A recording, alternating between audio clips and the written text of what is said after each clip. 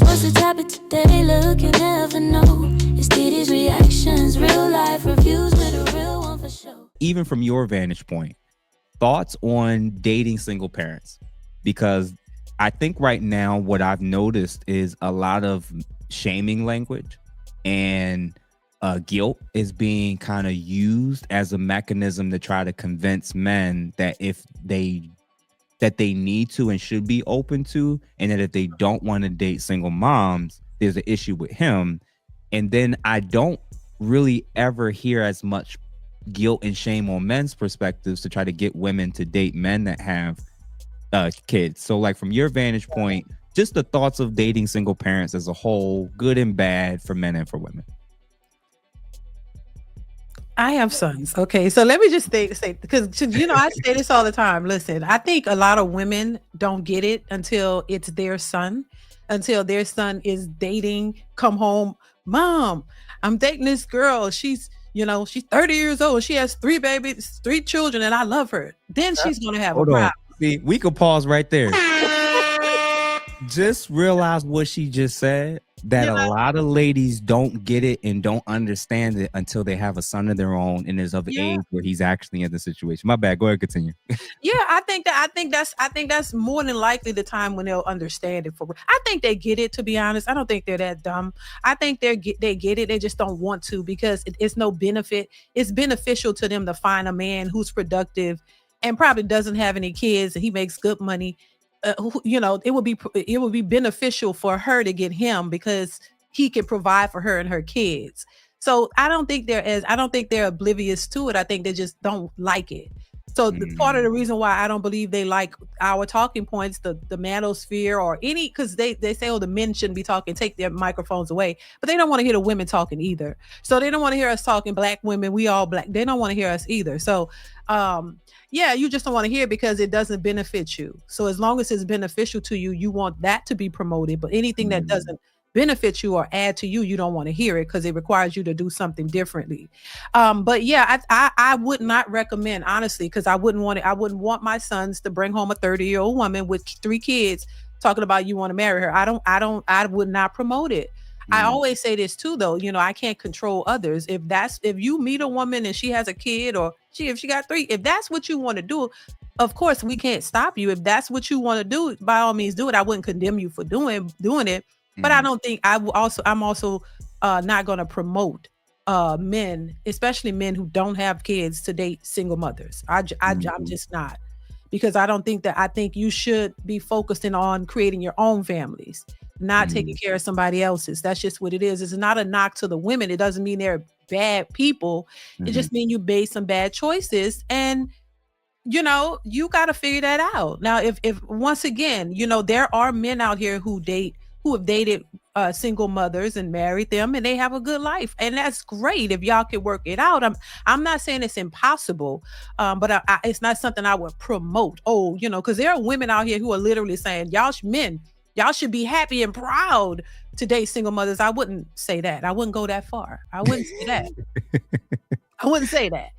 I appreciate you saying that. And hey, I got friends, I got family that are single moms, and I wish the best for them and all of that, right? But it's true that I think even they themselves would agree with you that if they had sons as well, they also wouldn't highly recommend that. Now, what I would recommend, believe it or not, is to fix and resolve this issue. If people cannot and will not return to the person who helped give them the child in the first place, I actually think the starting point, I agree with you, is not them trying to date and do life with people who don't have any children and have none of that experience. Right. I actually think it's actually dating and potentially building a relationship with another single parent. Like, I think that's a potential means where I think a couple things will happen. One, now you have somebody that gets it, somebody that understands the time management, that understands how our schedules are subject to change, where they understand that 100% of their time is not always going to be available. You're not going to take this person who is used to just doing their own thing and then trying to make them conform and accept a lifestyle that they've never been living, when you have a single father who knows much of what it is it's like to be a single parent, understands the dynamics, potentially understands co-parenting arrangements. I think that if you can't do life with the person who was good enough to have the child with, the Mhm. secondary option, I think, is to start focusing on people who are actually single parents as well. I think that that could help and leave the single people with no children to their respective groups, and then Mhm. the single people with children to their respective groups. I actually think that that will help shift a lot of this unnecessary tension and judgment that I think is kind of unnecessary. Like, you can't listen, y'all can't guilt trip people. And again, men in mass are not doing this. We're trying to No. shame women into dating single fathers. So Right. really, this is a little lopsided issue. And ladies, like, you never want to get with a man that you had to guilt and shame into being with you. So that's No. not Well, a lot of yeah. times some of these women don't even be attracted to the guy with, that they're trying to get with.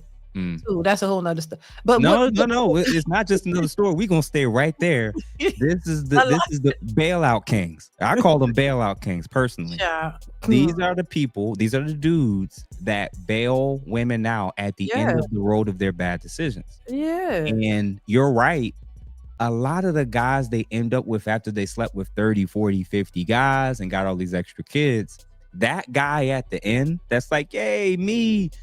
That's not that we know that wouldn't have been your first choice because we saw who your Right. first choice was before. We, so it's one of those where it's like I wouldn't personally recommend it. But I would recommend, like I said, Mhm. both parties potentially being single parents and Mhm. seeing if they can figure out a way where their co-parenting schedules and their ability to do life and understand each other's schedules and lifestyle. If they Yeah. got healthy boundaries with the other parents involved, I could see how that could potentially be more beneficial than trying to shame and target men who have no kids and hoping for the best with this. To me personally, But um, even the men, even if that was to work, what about the financial aspect? Because if he has, mm, say he has 2, 3 kids from a previous marriage, and she's coming with 3, like, is he prepared to take her and all those kids? It's the burden, the financial burden is still going to be on the man. yeah, And I it think can be. that's something to think about. If you might be able to, you're gonna have to overperform. You're gonna have to go the extra mile to take on her and her kids too. So that's another aspect to it, to where a lot of men just probably wouldn't want to do that. Because some of these men might have a son, one child, Mhm. and he's good with his one, and then here she come with 3, who knows, 4, 5, and she want him to come in and pay all. Then they don't want to go 50-50. Remember that. They don't even want to participate Oh, financially, and they work. They want you to come and pay all the bills. You gotta pay listen, all the bills. You gotta pay for uh-huh. all the trips. You gotta be damn near rich. So even a rich man don't want to settle for that because he don't have to. Like, why would he want to take? Nobody is settling for that. Nobody Uh, wants to take you on and all of that. They're not even. If it was a woman that was cooperative, like who was willing to say, you know what, let's work together, as it should be, in my opinion. mhm, Relationships, you should be willing to work together. So if it was, if it was a woman who was like, hey, I want to work with you, I'm gonna meet you halfway. I know I come in with this baggage. The mhm, kids are a blessing, but mhm, they cost. It's money. So you coming in already with this extra stuff. You could be a good woman and you might be a good mate to that person, but you got to be cooperative still. You're coming in at a disadvantage. So why not mhm, come in with a cooperative openness to say, look, I'm in it. We're gonna work. I'm gonna do everything I can. That would be a little bit more acceptable. But just coming in with this attitude and the extraness is just why so many men are thrown off. You're not even mm, open to working it with the man, even though you're coming in with all of this baggage. If she was a good woman and she mhm, want to work with you, I could see a man say, you know what, I really like her. If he really likes her, she looks like he want, and she has all of the things he want. I could see some men saying, you know what, let me see. But attitude, oh well, I need you to do this, and what you not gonna do, and I got 3 kids, you gotta take care of me and my kids, and I ain't paying not a bill, and like coming with attitude, nobody who mm-mm. got time for that.